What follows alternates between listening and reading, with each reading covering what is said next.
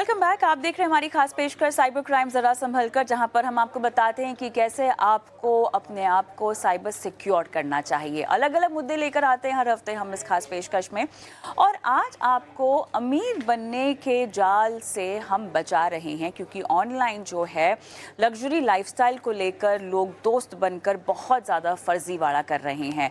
किस तरह से ये फर्जीवाड़ा हो रहा है, कैसे आप इसके विक्टिम बन सकते हैं, पूरा मामला क्या है, समझते हैं। Mukesh Chaudhary, founder CEO Cyber Ops Infosec, मेरे साथ जुड़ गए हैं। मुकेश, गुड इवनिंग, स्वागत है आपका हमारी इस खास पेशकश में एक बार फिर से।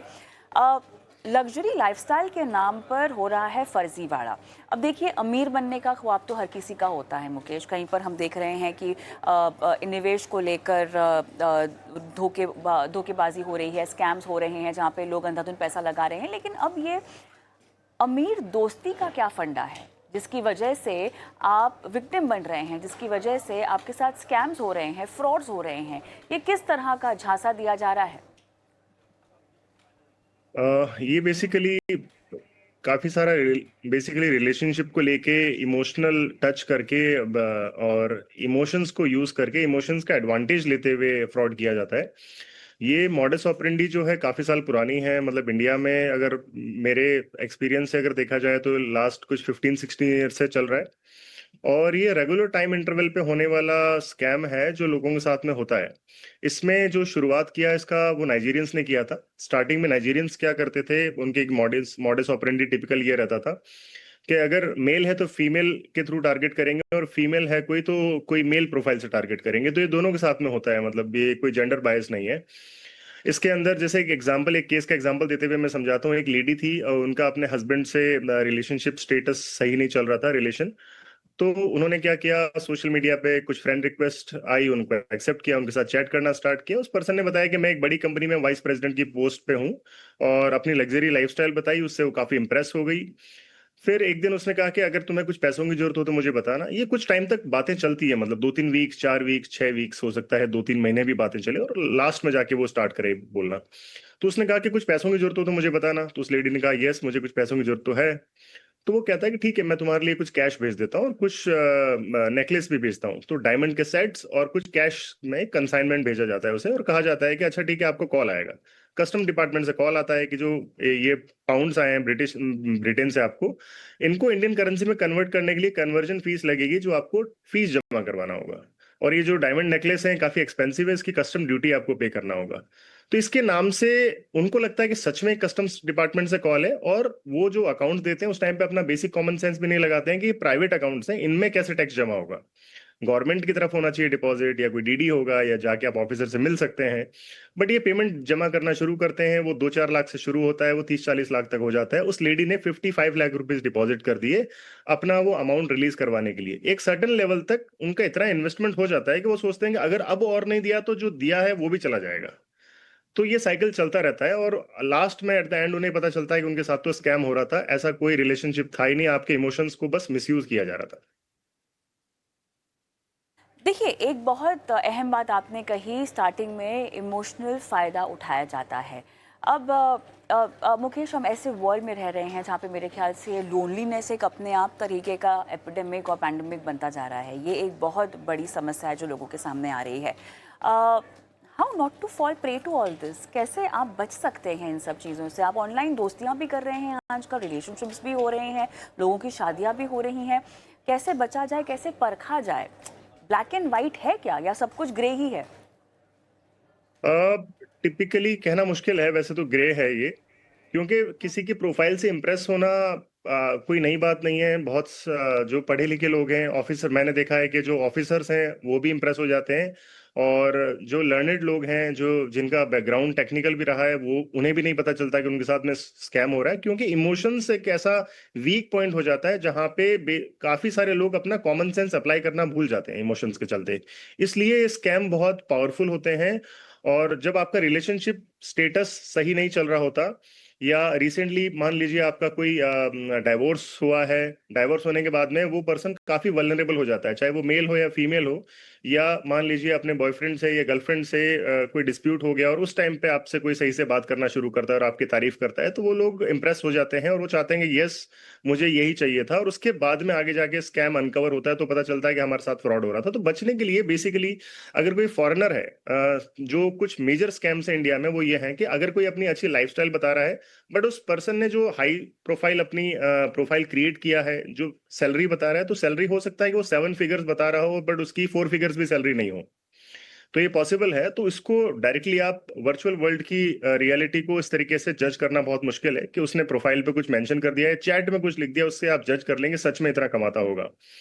ये लोग क्या करते हैं, ये किसी दूसरी प्रोफाइल्स को स्टॉक करते हैं और जैसी जैसी लाइफस्टाइल कोई दूसरा इंडिविजुअल अपनी पोस्ट करता है, वहां से उन्हीं की फोटोज कोई अपनी प्रोफाइल पे पोस्ट करते हैं, इम्पर्सोनेट करते हैं ये। और उनकी सो दैट लगता है कि रियल लाइफस्टाइल है, इसके पास कार जो है वो 2 CR या 3 करोड़ की कार है और इतना अच्छा उसका बंगलो है। बट काफी केसेस के अंदर ये वेबकैम पे लाइव चैट पे आते ही नहीं है, अपना फेस ही नहीं दिखाते, ये बस चैट करते हैं और ये जस्टिफिकेशन देते रहते हैं कि अच्छा आज मैं बिजी हूँ, मीटिंग में हूँ, ये हूँ। क्योंकि उसका रियल फेस तो कुछ और है।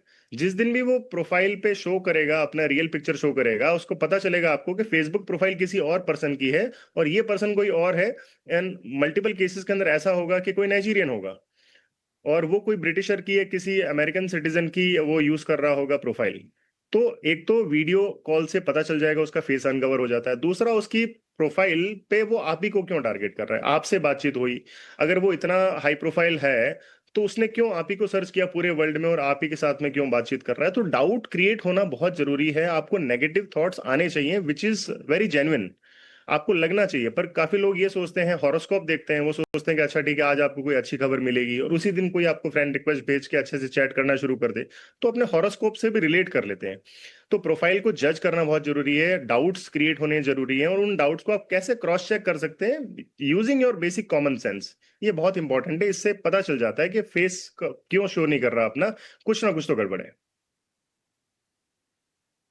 Too good to be true वाला जो मामला है वो सामने आ रहा है। अब ये बताइए कि जो केसेस ऐसे हुए हैं ये कितने सुलझ पाए हैं?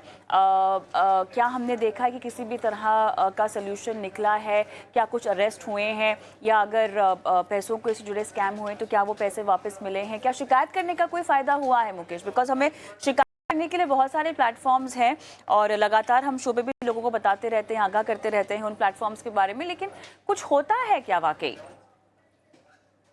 ये बहुत डिपेंड करता है basically investigation officer to investigation officer इसमें, क्योंकि इन्वेस्टिगेशन ट्रेल जो है वो बहुत लंबी होती है, मल्टीपल बैंक अकाउंट्स इन्वॉल्व होते हैं। जैसे एग्जांपल अगर मैं दूं, रिसेंटली मैं केस इन्वेस्टिगेट कर रहा हूं जिसके अंदर अराउंड 95 बैंक अकाउंट्स के अंदर पेमेंट ट्रांसफर हुआ है। टोटल 10 करोड़ से ऊपर का पेमेंट ट्रांसफर हुआ था। अब 95 बैंक अकाउंट्स हैं, ऑलमोस्ट पूरा इंडिया उन्होंने कवर कर लिया। अब इतनी सारी जगह जाके इन्वेस्टिगेट करना एक इन्वेस्टिगेशन ऑफिसर के लिए बहुत कॉम्प्लिकेटेड होता है, तो एक बहुत टाइम कंज्यूमिंग प्रोसेस होता है। जब तक रिपोर्ट करते हैं तब तक बहुत लेट हो चुका होता है, मोस्टली जितना भी पैसा होता है सारा वो विड्रॉ कर चुके होते हैं, तो अमाउंट फ्रीज नहीं हो पाता। बहुत सारे चैलेंजेस हैं इसमें।